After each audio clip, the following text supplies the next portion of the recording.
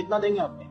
Sir 70,000 सब 30 मतलब ज्यादा क्या कर सकते हैं सर? 30 हमारी क्षमता से बहुत ऊपर है। हमें लोन लेना पड़ेगा, पर्सनल लोन लेना पड़ेगा, फिर हम दे पाएंगे इसको। क्योंकि इतना मैंने 15 लाख तो मैंने इकट्ठा कर रखे थे, लेकिन अब 15 लाख मुझे और लोन लेने पड़ेंगे। 7 दिन रहे हैं, 7 दिन और एक महीने में मेरे घर पर ही तो रीमैरिज कर ही लिया होगा इसने? किसने? लड़के ने कर लिया, इसकी वाइफ ने इसने भी नहीं की। कुछ 20 लाख से ज्यादा नहीं दे सकता पत्नी को। वो 14 कॉम्प्रोमाइज कितने में हो गया था? तब ये लिखा था कि हस्बैंड 15 लाख देने को तैयार है, 30 का। अब वो 30 पे आ गया और वाइफ 40 पे चली गई। नहीं जाता, हम नहीं कर पाएंगे। चलो भाई सेटलमेंट कर रहे हो ना, 30 लाख ठीक ही है। सैलरी भी आपकी 1.5 लाख होगी। नहीं सर, 1 लाख रुपए की लैंड है। मैं कंफर्मेशन एक बोले कि जितने भी टिकट पास इर्रिट्रीवेबल ब्रेकडाउन ऑफ मैरिज में कर देंगे इसको। 15 साल से आप बाहर। इस वीडियो में आपने देखा उस लड़की की हालत, जो एक पति है, हस्बैंड है, वो 15 लाख की पहले डिमांड थी, 15 से फिर 30 हो गई और जो लड़का 30 पर पहुंचा था वो 40 पे पहुंच गई। और ये सिर्फ और सिर्फ 7 दिन घर में रहने का अंजाम है कि उसकी मांग 30 से 40 लाख पहुंच गई।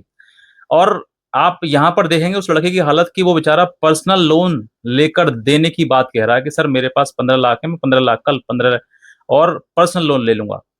आप एक चीज समझिए कि इतनी ऐसी कौन सी बड़ी आफत आप तुम्हारे ऊपर आ गई कि तुम सेटलमेंट के लिए पूरे जीवन भर की कमाई देना चाहते हो। सिर्फ 7 दिन रहने के बाद इतनी बड़ी रकम तुम देना चाहते हो उसके लिए, जो कि तुम्हारे घर को बर्बाद करके चली गई, जो तुम्हारे जीवन खराब करके चली गई, तुम पे तमाम मुकदमे उसने कर दिए और अब तुम उसको पैसे देके विदा कर रहे हो और तुम कह रहे हो कि ठीक है जाओ किसी और के घर चले जाओ।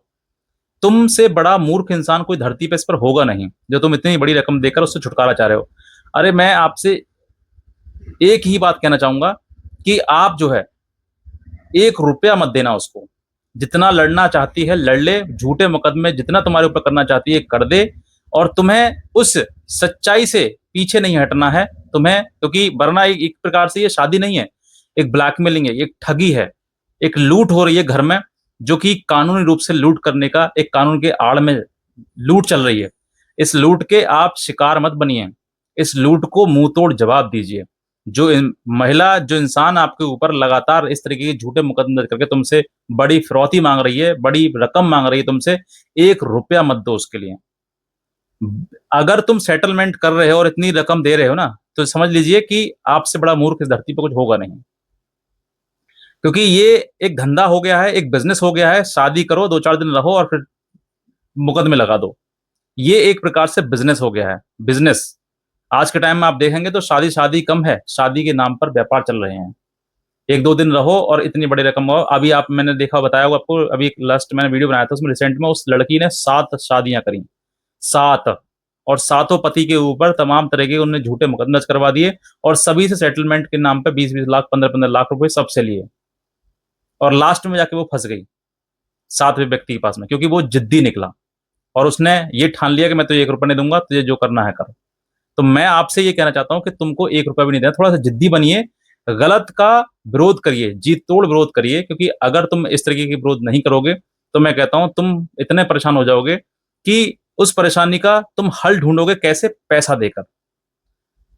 किसी एक अच्छे वकील को पकड़िए और लड़ाई लड़िए, कानूनी लड़ाई। जिसने तुम्हारे ऊपर झूठा मुकदमा दर्ज किया है, जिस वजह से तुम मुकदमों की वजह से डर के तुम पैसा देना चाहते हो, सेटलमेंट करना चाहते हो, तो आपके लिए मैं आप आज एक ऑल्टरनेट ऑप्शन ही बता देता हूं। झूठे मुकदमे लड़ते रहिए, और अगर आप किसी व्यक्ति के साथ में शादी होने के बावजूद भी अगर लिव इन में रहते हैं तो ये कोई अपराध नहीं माना जाएगा। आप आराम से उस महिला के साथ रह सकते हैं और आराम से अपना जीवन व्यतीत कर सकते हैं। और रही बात उस महिला की जो तुम्हारे ऊपर झूठे मुकदमे दर्ज करा के तुमसे तमाम प्रकार की फिरौती मांग रही है, पैसा मांग रही है तुमसे, तो 1 रुपया मत दो और दबा के लड़ो। किसी अच्छे वकील को अपने लिए हायर करो, और हायर करने के बाद जो है आप लोअर कोर्ट से हाई कोर्ट, हाई कोर्ट से लेकर सुप्रीम कोर्ट तक, जहां तक तुम्हारी लड़ाई लड़ी जाए वहां तक लड़ाई लड़िए, क्योंकि तुम लड़ाई एक अन्याय के विरुद्ध लड़ रहे हो। तुम्हारे साथ जो गलत हुआ है उस गलत के खिलाफ तुम लड़ रहे हो। तो अगर तुम्हारे मन में भी ये आ रहा है कि भाई पैसा देकर छुटाओ पीछा इससे, बिल्कुल मत छुटाओ।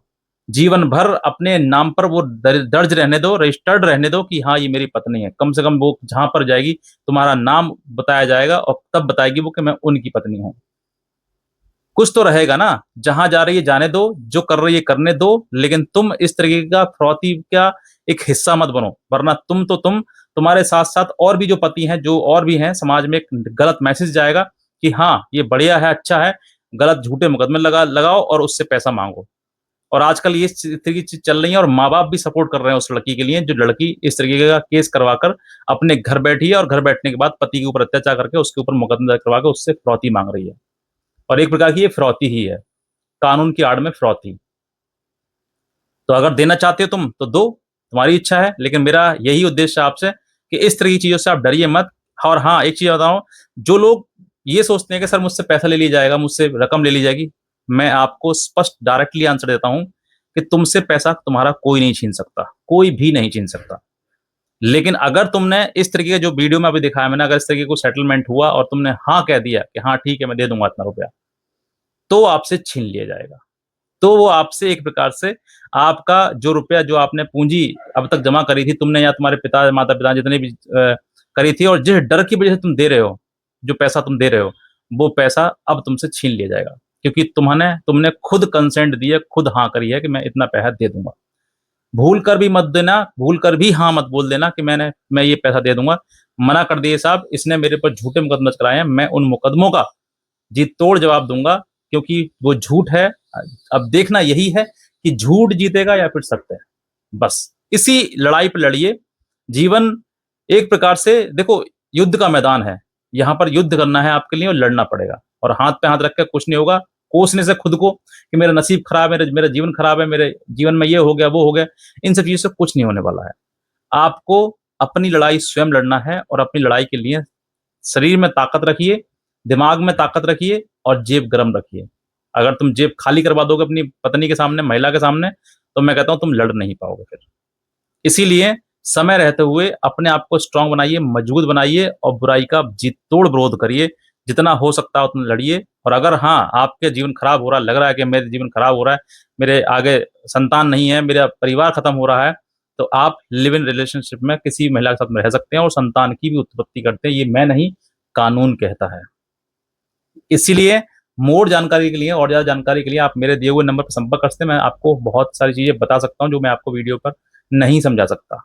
इसीलिए मैं बता दूं आपके लिए, मैंने नंबर उन्हीं लोगों के लिए दिया है जो बहुत ज्यादा परेशान हैं, बहुत ज्यादा पीड़ित हैं, और कहीं ना कहीं उनसे ज्यादा उनके माता पिता जो संतान का मुंह देखने चाहते हैं कि भाई हमारे नाती हों पोते हों, तो वो संतान का मुंह देखने चाहते हैं, उनके लिए मैंने नंबर दिया हुआ ताकि आप सीधे डायरेक्टली मेरे से बात कर सकें।